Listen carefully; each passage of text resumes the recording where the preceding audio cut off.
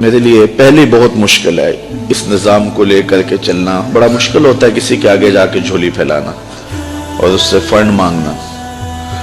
مجھے بڑی اچھی طرح یاد ہے کہ ایک دفعہ میں ایک شخص کے پاس گیا تھا تو وہ گھومنے والی کرسی پہ بیٹھا تھا اور وہ پھیر کے دوسری جانب کر کے ساتھ والے ساتھی کو کہنے لگا آپ کا کیا حال ہے.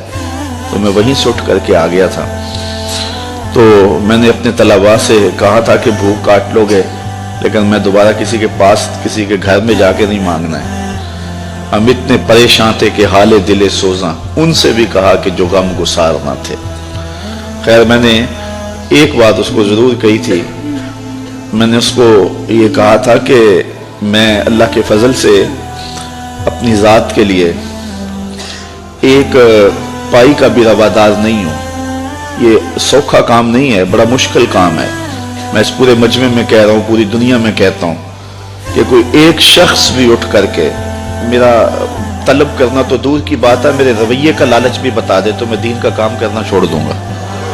میرے رویے کا لالچ بھی کوئی بتائے, یہ چھوٹی بات نہیں ہے, بہت بڑی بات ہے. میرے والد گرامی نے مجھے جو وصیت کی تھی وہ یہ تھی کہ بیٹے دین کو کاروبار نہیں بنانا. اگر شوق آ جائے دولت جمع کرنے کا, اگر یہ طلب دل میں جاگ جائے تو پھر کاروبار ہی کر لینا. آپ کو اللہ نے ہاتھ پاؤں دیے ہیں, کوئی کاروبار کر لینا, دکان پہ بیٹھ کے رزق کما لینا. تو دین کو جو ہے وہ روزی کا اڈا نہیں بنانا.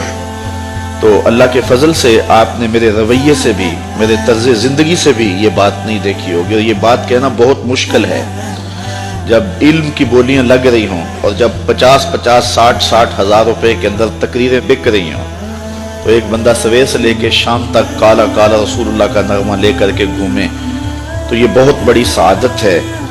تو میں تو اپنی ذات کے لیے بھی کبھی جو ہے وہ کوئی ہلکا اشارہ بھی کرنا مناسب نہیں سمجھتا ہوں. اور اللہ نے دل کو یہ استغنا کی دولت دی ہے تو میں نے اس کو جو ہے وہ ایک شعر بجوا دیا تھا. میں نے کہا میں بڑا غیرت مند شخص ہوں اور خوددار آدمی ہوں, لیکن میں ان بچوں کے لیے جھولی پھیلانے کے لیے آپ کے پاس آیا تھا. آپ نے جو رویہ میرے ساتھ رکھا, چلو وہ آپ کا انداز ہوگا اور آپ کا بھی شاید قصور نہیں ہے, آپ ایک آنکھ سے سب کو دیکھنے کے عادی ہوں گے. تو میں نے کہا تھا کہ میرے سوال کی عظمت تو دیکھ, میرے سوال کی عظمت تو دیکھ, خیرات نہ دے حسن طلب کی داد تو دے. میں نے کہا یہی دیکھتا کہ ایک شخص کس طرح تیرے پاس آیا ہے. خیر اللہ تعالیٰ جل شانہ کی بارگاہ میں ہم نے دعا مانگی تھی کہ مالک ہمیں کسی کا محتاج نہ کرنا. یہ سلسلہ جو آپ کے سامنے ہے انشاءاللہ یہ بہت جلد پایا تکمیل تک پہنچے گا. میرے عزیز نے بات کی, آج سے 4 ماہ قبل کی بات ہے, کہ ایک پراپیگنڈا کے طور پہ پورے شہر میں یہ بات پھیلا دی گئی کہ یہ جگہ جو ہے یہ بیچ کے کھا گئے ہوئے ہیں. تو مجھے افضل کہنے لگا, میں جمعہ پڑھانے کے لیے ممبر کی جانب جا رہا تھا, تو مجھے کہنے لگا کہ آج جمعے میں آپ نے وضاحت کرنی ہے کہ جگہ ہم نے نہیں بیچی ہے, یہ محض پراپیگنڈا ہے. تو میں نے اسے کہا کہ مجھے بتانے کی ضرورت نہیں ہے, حالات آئیں گے تو وقت خود بولے گا.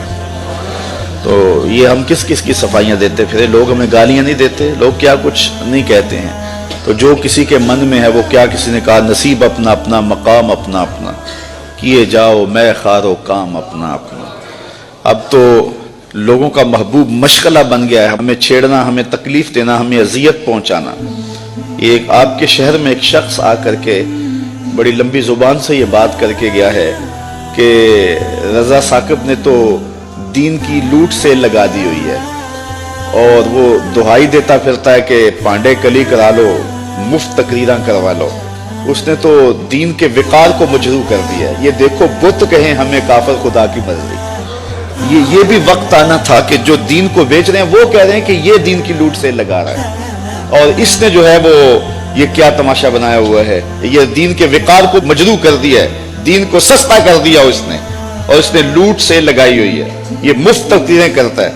تو میں نے کہا صاحب میں کب مفت تقریریں کرتا ہوں, یہ تمہیں غلط فہمی ہے کہ میں مفت تقریریں کرتا ہوں. تم تو 40,000 میں بک جاتے ہو اور میرے سامنے تو بندہ اپنا آپ بیچ دیتا ہے, ساری زندگی پیچھے پیچھے رہتا ہے, तुम तो 40,000 में अपना सौदा कर लेते हो, तो सारी जिंदगी नाम लगा देता है।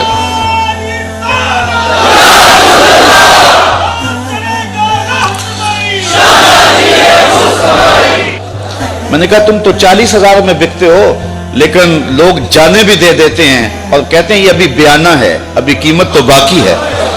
तो मैंने कहा कौन कहता है कि हम मुफ्त तकरीरें करते हैं? ये साजिश है कि हम मुफ्त तकरीरें करते हैं। लोग तो अपनी जान भी वारने के लिए तैयार हैं। ये रात भी लोग मौजूद थे, असर के बाद भी थे, सहरी के दम भी थे। इस वक्त आज भी अभी तक बैठे कौन आता है? किसके पास वक्त है?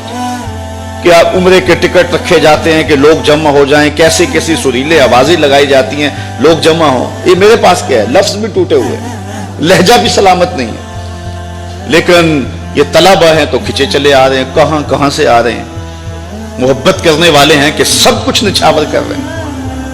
जो शख्स आगे से जवाब ना दे तो लोग समझते हैं कि इसी को मारो और इसी की तजलील करो। और दूसरी बात यह है कि जब काम होता है तो मुखालफत भी होती है। ये 108 बच्चे फारिग हो रहे हैं, असल मुखालफत तो अब शुरू होगी। तो मुझे एक साहिब जिम्मेदार हैं, बुजुर्ग हैं, तो वो कहने लगे कि कुछ लोगों के कनायतम जो है वो जिक्र करने के बाद कि ये सारे लोग आपकी मुखालफत करते हैं, आपका मुकाबला कर रहे हैं। तो मैंने बड़े हैरत से कहा मेरा मुकाबला तो नहीं कर रहे। कहने लगे नहीं तुम बोले आदमी, तुम्हें नहीं पता, ये तुम्हारा मुकाबला कर रहा है। मैंने कहा साहब मेरा मुकाबला नहीं कर रहे। कहने लगे नहीं नहीं तुम्हें नहीं पता, ये तुम्हारा मुकाबला कर रहे हैं। और खुले और कुछ बातें उन्हें सुनानी चाहिए। मैंने कहा कैसे मुकाबला करते हैं? मैं एक महीने में 70 दर्स देता हूं, अगर ये 71 दे तो मुकाबला होना। मैं 70 एक महीने में अल्लाह की तौफीक से 10 देता हूं, अगर ये जो है वो मुकाबला करे तो 71 या 72 दे तो मुकाबला होगा। तो आज अल्लाह ने हमें तौफीक दी है कि 108 तलबा फारिग हुए हैं। अगर कोई मुकाबला करना चाहे हमारा तो हमें खुशी होगी कि वो 109 फारिग करे। काश के ऐसे मुकाबले का माहौल पैदा हो जाए। फस्तबिकुल खैरात, इस मुकाबले की तरगीब तो रब ने भी दिलाई है। नेकी के कामों में एक दूसरे से आगे बढ़ने की कोशिश करो। काश के इस तरह के मुकाबले का माहौल पैदा हो जाए तो ये हमारे लिए